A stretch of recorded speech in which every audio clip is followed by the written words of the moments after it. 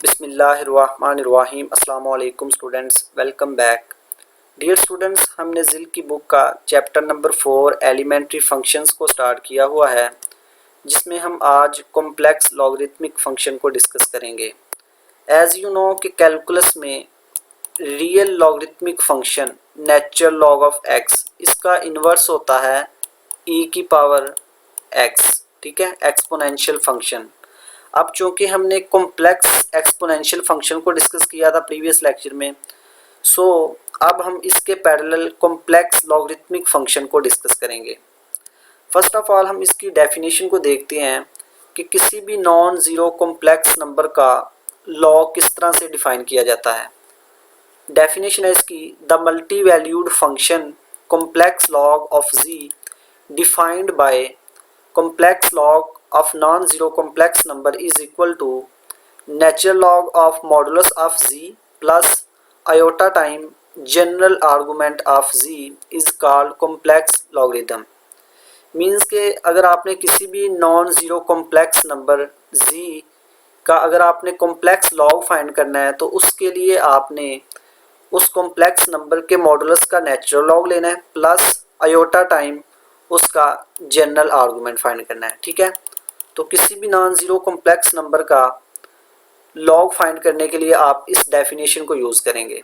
ठीक है, यहाँ पे एक बात ऑब्जर्व कीजिए कि हम इसको मल्टी वैल्यूड क्यों कह रहे हैं, कॉम्प्लेक्स लॉग को हम मल्टी वैल्यूड फंक्शन क्यों कह रहे हैं, क्योंकि यहाँ पे हम जनरल आर्गूमेंट को यूज़ कर रहे हैं और हमें पता है कि ये जो जनरल आर्गूमेंट है ये मल्टी वैल्यूड होता है। सो इट्स मीन कि ये जो कॉम्प्लेक्स लॉग है ये भी मल्टी वैल्यूड फंक्शन होगा। ठीक है, अब हमने प्रीवियस लेक्चर में देखा कि जिस तरह से कॉम्प्लेक्स एक्सपोनेंशियल फंक्शन जनरलाइजेशन है रियल एक्सपोनेंशियल फंक्शन की, इस तरह से हम देखते हैं कि क्या कॉम्प्लेक्स लॉगरिथमिक फंक्शन भी रियल लॉगरिथमिक फंक्शन की जनरलाइजेशन है कि नहीं अंडर सर्टेन कंडीशंस, तो उसको हम देखते हैं।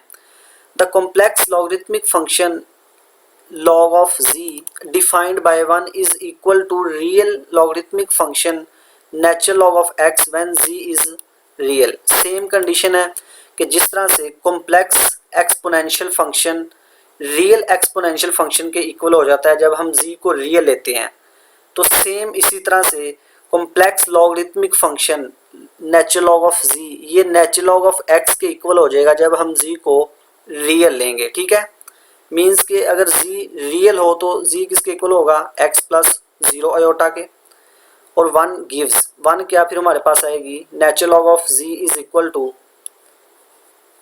Natural log modulus of z। अब देखेंगे z हमारे पास इक्वल है x के, इसका मॉडुलस क्या आएगा, x आएगा। ठीक है, so natural log of x mod of z की जगह x आ गया plus iota time argument of z। जब x का इसका आप आर्गूमेंट फाइंड करेंगे तो वो क्या आएगा हमारे पास, आर्गूमेंट ऑफ z।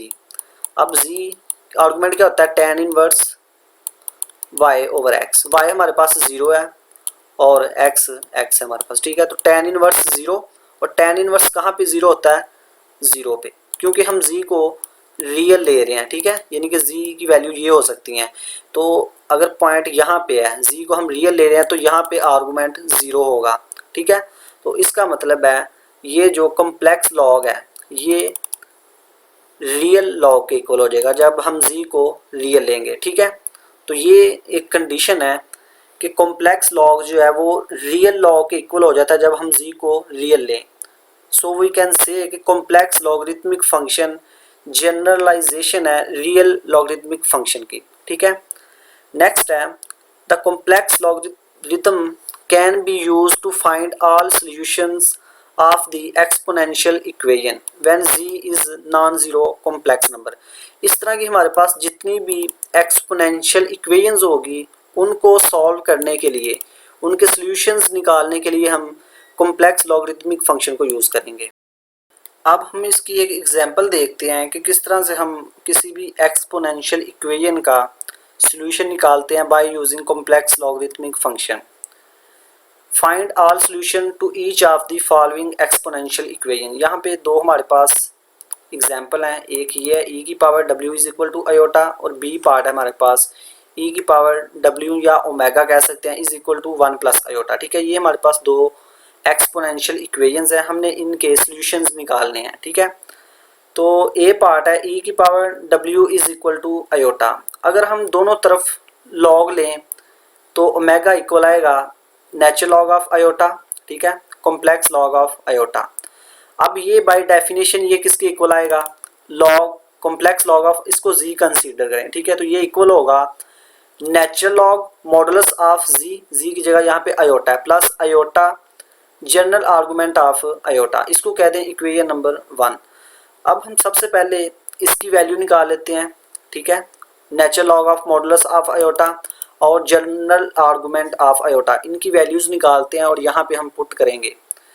सो सबसे पहले हम इसका मॉडुलस फाइंड करते हैं आयोटा का, तो वो आएगा 1 के इक्वल। ठीक है, तो log natural log of modulus of iota ये इक्वल आएगा नेचुरल लॉग ऑफ 1। ठीक है, अगर बेस ई हो तो उसको हम नेचुरल लॉग आते हैं, और हमें पता है कि नेचुरल लॉग ऑफ 1 ये 0 के इक्वल होता है। ठीक है, यहाँ से इसकी वैल्यू मिल गई हमें 0। अब हम जनरल आर्गूमेंट फाइंड करते हैं, तो हमें पता है कि जनरल आर्गूमेंट किसके इक्वल होता है, प्रिंसिपल आर्गूमेंट प्लस 2n पाई, और n क्या है यहाँ पे इंटीजर। ठीक है, क्योंकि ये जनरल आर्गूमेंट ये मल्टी वैल्यूड है, n की वैल्यूज पुट करते जाएं आपको जनरल आर्गूमेंट की वैल्यूज मिलती जाएंगी। ठीक है, तो वो निकालने के लिए सबसे पहले हमें प्रिंसिपल आर्गूमेंट चाहिए, प्लस 2n पाई करेंगे।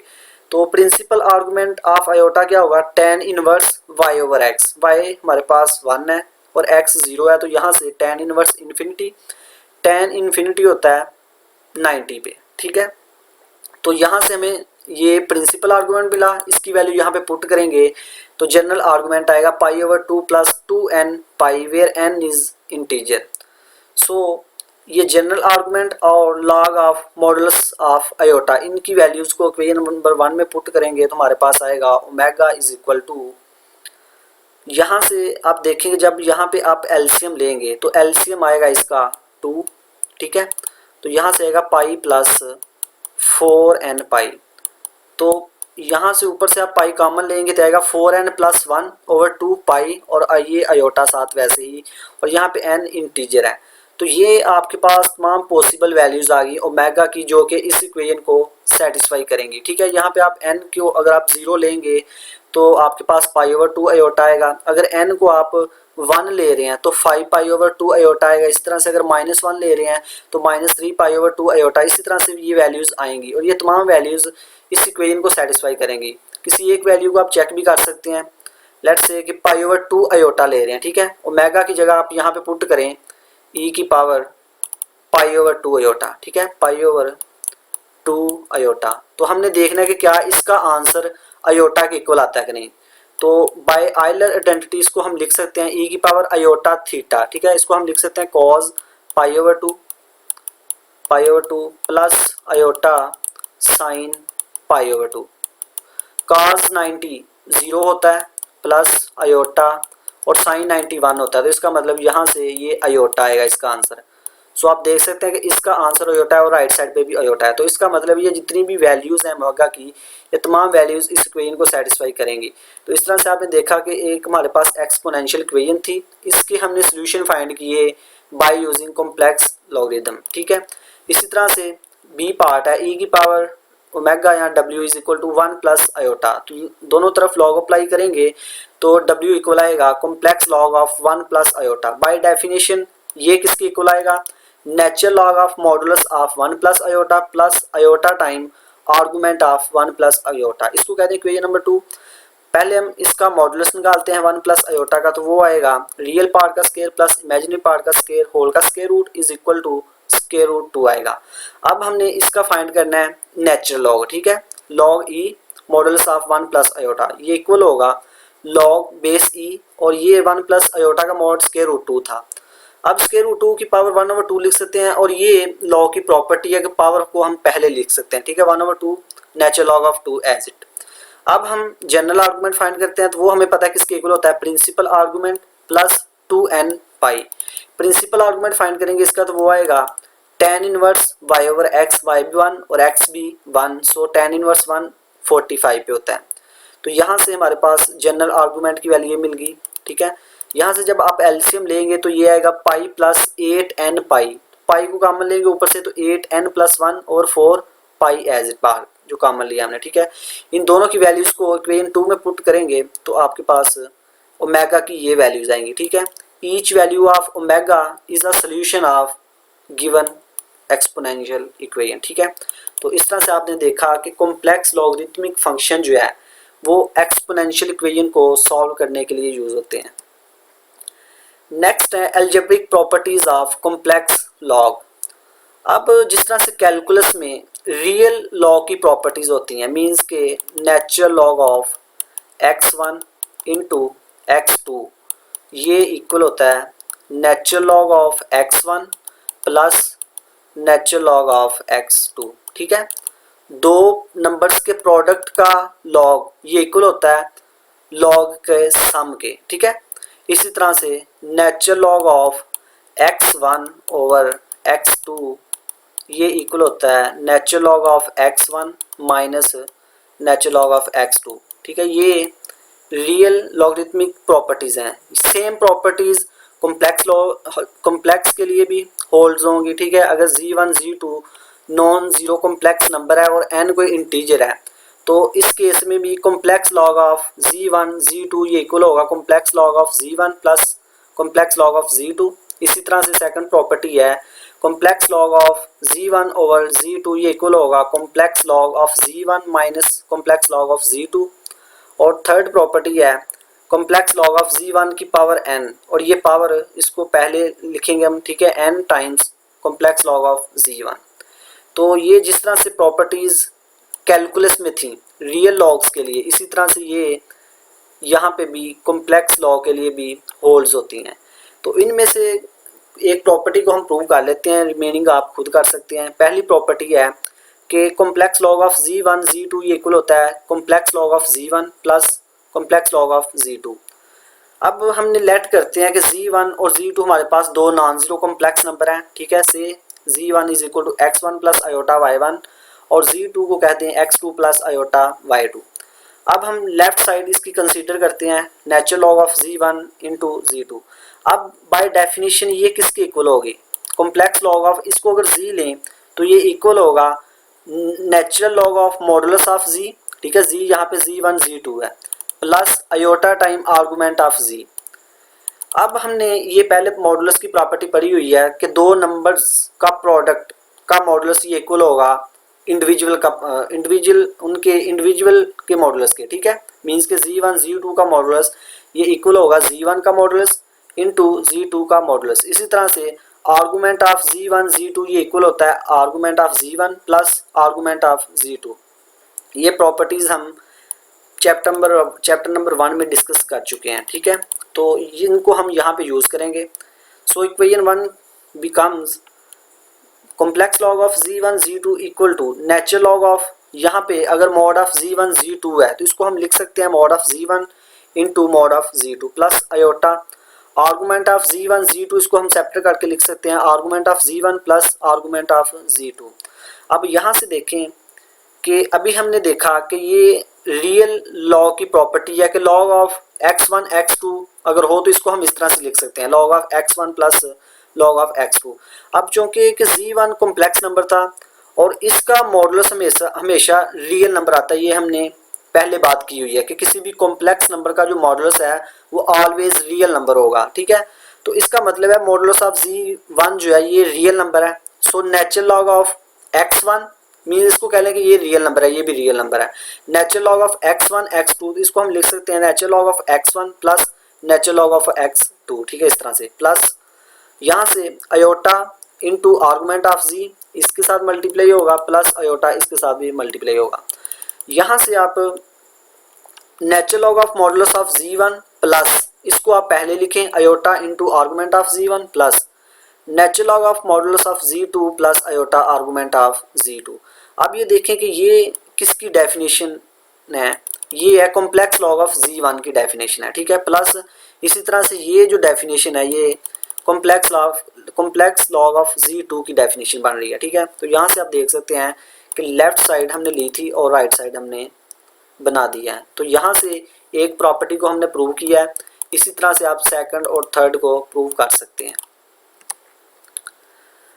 नेक्स्ट रिमार्क है कि important, it is interesting to note that complex logarithm of a positive real number has infinite many values.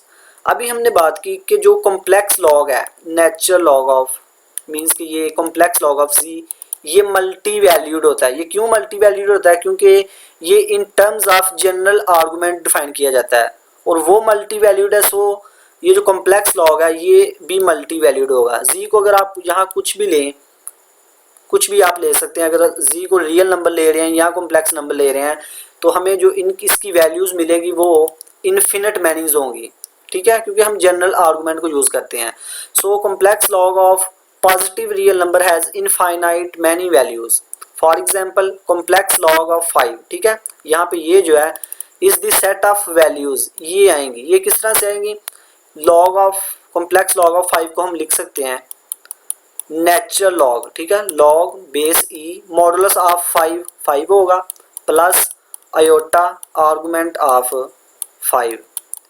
तो यहाँ से लॉग ई लॉग बेस ई 5 ये किसके इक्वल होगा? ये 1.6094 के इक्वल होगा प्लस आयोटा, हमें पता है कि ये जनरल आर्गुमेंट 5 ये किसके इक्वल होगा? Principal argument of 5 plus 2n pi, ठीक है, मीन्स के 2n pi plus principal argument. तो प्रिंसिपल आर्गुमेंट क्या आएगा 5 का? वो 0 होगा, क्योंकि ये जो 5 है ये पॉजिटिव रियल पे है, ठीक है, यहाँ पे, तो यहाँ पे आर्गुमेंट 0 होता है।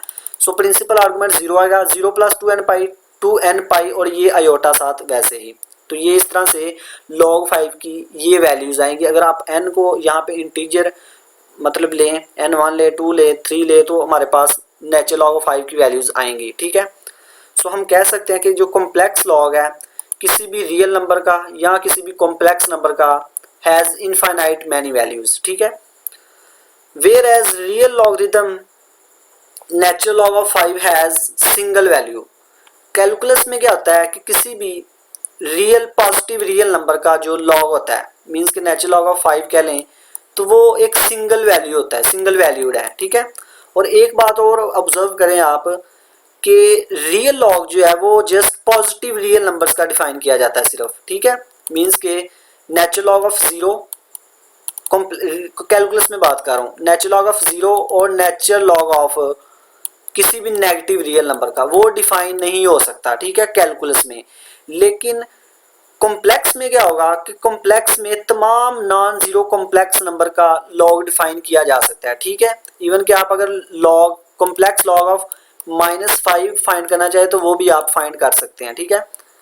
कॉम्प्लेक्स लॉग ऑफ -5 ये किसके इक्वल होगा? बाय डेफिनेशन, ये बाय डेफिनेशन इक्वल होगा natural log of modulus of -5, वो +5 आएगा plus iota time argument of -5, ठीक है। तो कॉम्प्लेक्स में किसी भी नॉन जीरो कॉम्प्लेक्स नंबर का लॉग डिफाइन किया जा सकता है, लेकिन रियल में पॉजिटिव रियल नंबर्स का लॉग डिफाइन किया होता है, ठीक है। तो यहाँ से अगर हम कॉम्प्लेक्स लॉग ले रहे हैं 5 का तो ये इनफाइनाइट वैल्यूड है, ठीक है, क्योंकि यहाँ पे ये जो कॉम्प्लेक्स लॉग है ये in terms of general argument होता है और वो मल्टी वैल्यूड है। सो इसकी जो वैल्यूज होंगी log 5 की कॉम्प्लेक्स में ये इनफाइनाइट वैल्यूज होंगी ये वाली।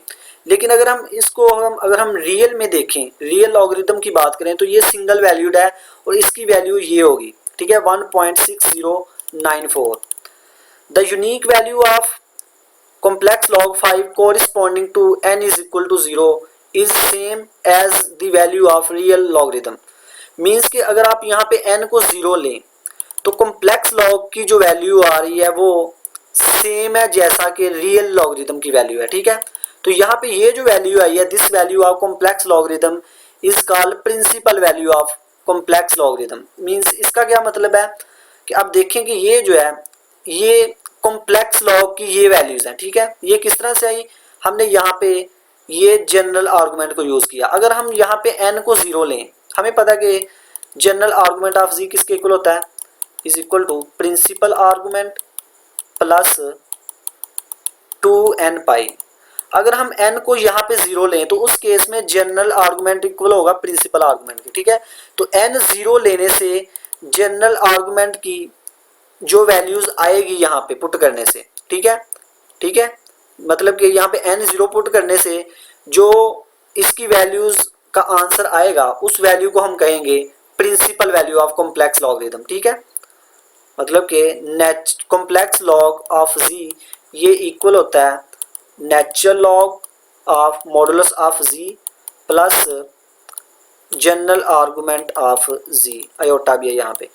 तो अगर हम n को यहाँ पे जीरो लें तो उस केस में इस जनरल, ये जो जनरल आर्गुमेंट है ये प्रिंसिपल आर्गुमेंट के इक्वल होगा, ठीक है। यहाँ पे ये प्रिंसिपल आर्गुमेंट होगा। तो उस केस में जो इसकी वैल्यू आएगी कॉम्प्लेक्स लॉगरिथम की वो एक वैल्यू होगी और उस वैल्यू को हम कहेंगे principal value of this logarithm, ठीक है, वो जो यूनिक वैल्यू होगी। This value of complex logarithm is called principal value of complex logarithm. Principal value हम क्यों कह रहे हैं? Since it is found by using principal argument in place of general argument, ठीक है, क्योंकि हम n को जीरो ले रहे हैं तो उस केस में जब हम n को जीरो लेंगे तो जनरल आर्गुमेंट प्रिंसिपल आर्गुमेंट के इक्वल होगा। सो प्रिंसिपल आर्गुमेंट की वजह से हम जो कॉम्प्लेक्स लॉगरिथम की वैल्यू आई है उसको हम प्रिंसिपल वैल्यू कह रहे हैं। तो अब हम इसको प्रॉपर डिफाइन करते हैं। Principal value of complex logarithm क्या होता है? The complex function capital L से डिफाइन किया जाएगा इसको, ठीक है, capital L n of z, ठीक है, log of z capital L से, defined by complex log of z capital L से is equal to natural log of modulus of z plus iota times principal argument of z।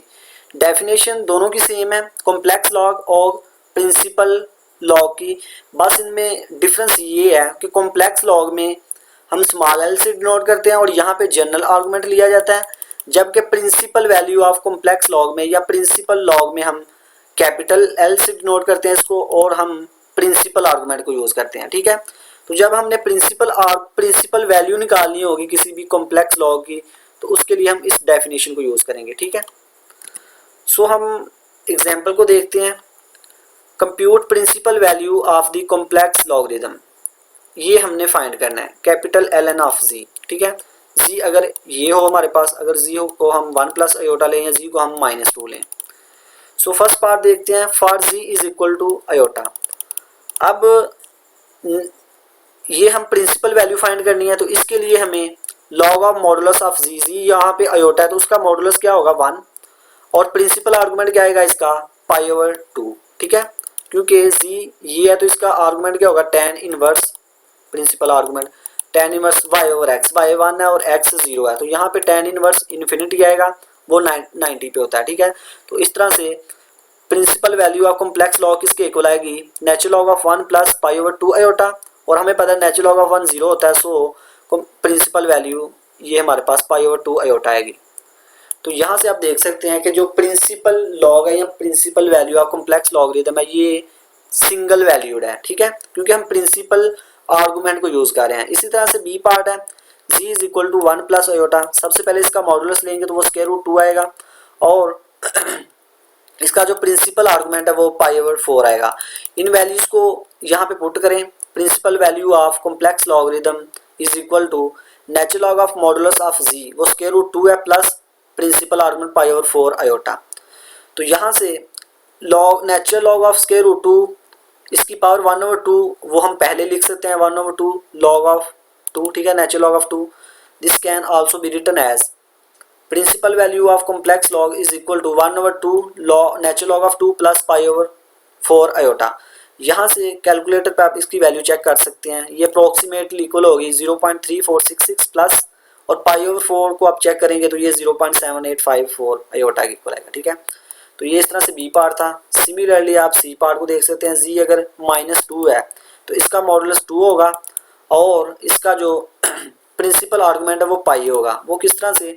क्योंकि -2 negative x axis पे है यहाँ पे, तो यहाँ पे आर्गुमेंट जो होता है वो पाई होता है, ठीक है। सो इसका जो प्रिंसिपल आर्गुमेंट होगा वो पाई होगा। इन वैल्यूज को आप यहाँ पे पुट करें, principal value of complex log is equal to natural log of 2 plus pi iota.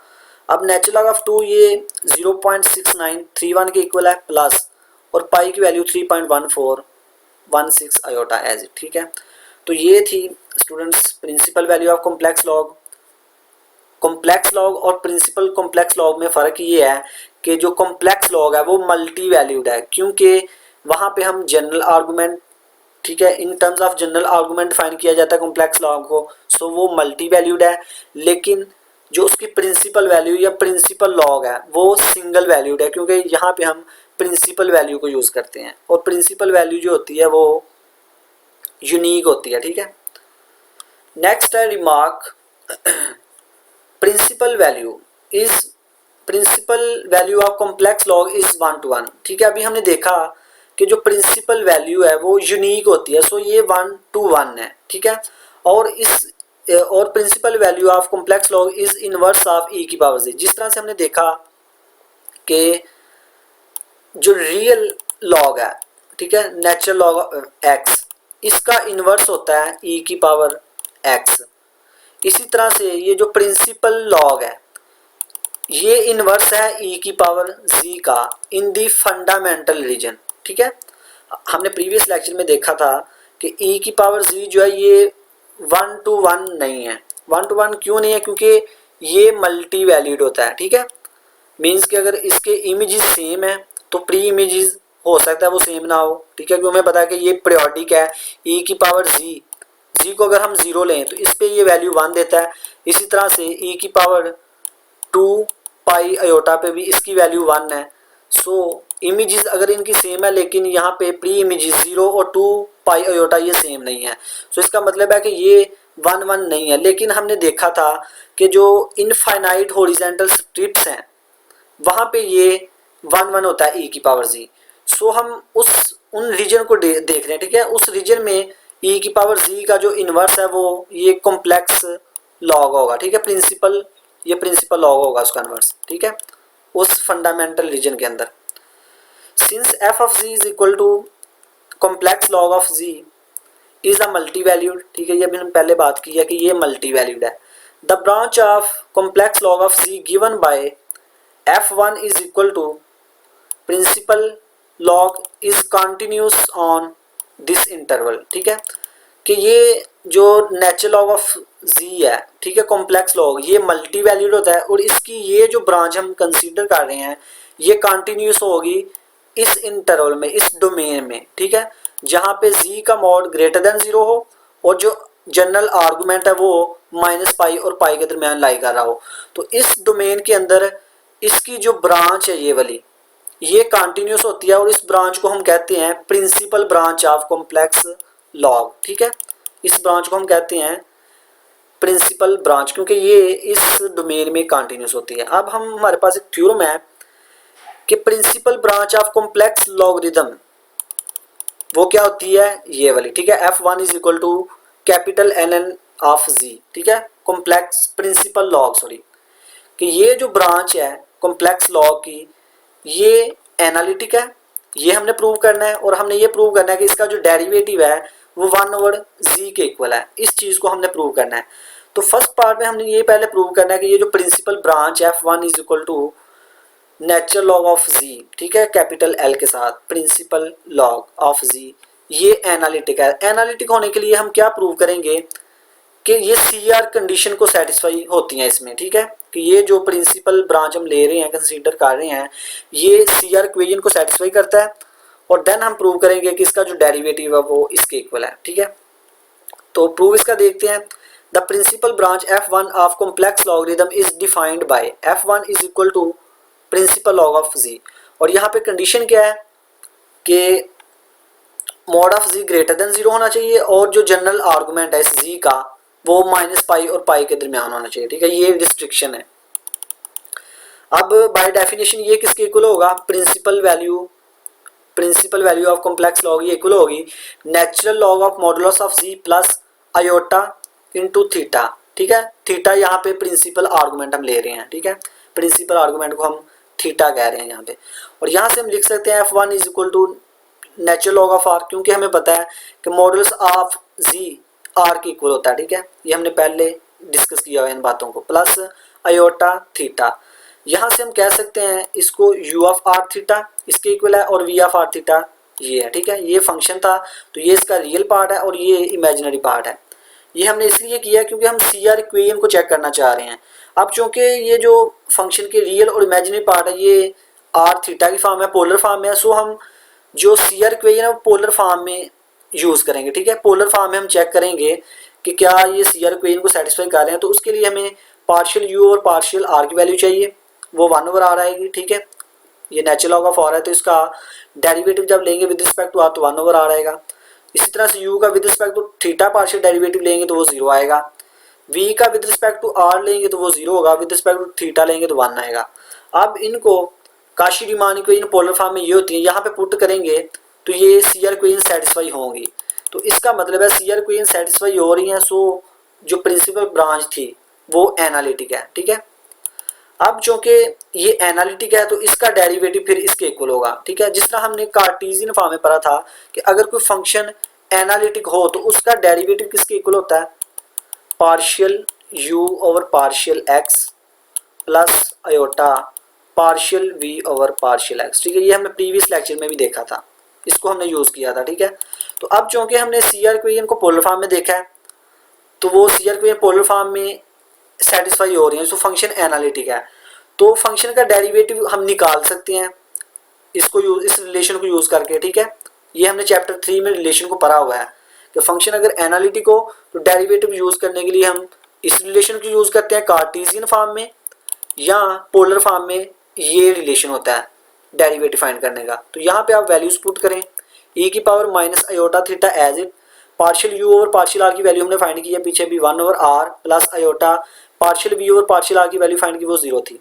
तो यहाँ से e की पावर माइनस आयोटा थीटा ये नेगेटिव है, नीचे जब आएगी डिनोमिनेटर में e की पावर आयोटा थीटा प्लस का हो जाएगा। ठीक है, 1/r e raise to power iota theta. अब r e raise to power iota theta ये एक्सपोनेंशियल फॉर्म है इस z की। ठीक है, तो इसकी जगह हमने z पुट कर दिया। सो यहाँ से ये प्रूव हो गया कि f1 इसका जो डेरिवेटिव है वो 1/z है। यही हमने प्रूव करना था कि ये जो प्रिंसिपल ब्रांच है कॉम्प्लेक्स लॉगरिथम की ये वाली ये एनालिटिक है, ये प्रूव करना था। एनालिटिक के लिए हमने ये चेक किया कि काशी रीमान इक्वेशन सेटिस्फाई हो रही हैं, फिर हमने उसका डेरिवेटिव प्रूव किया कि वो 1/z है।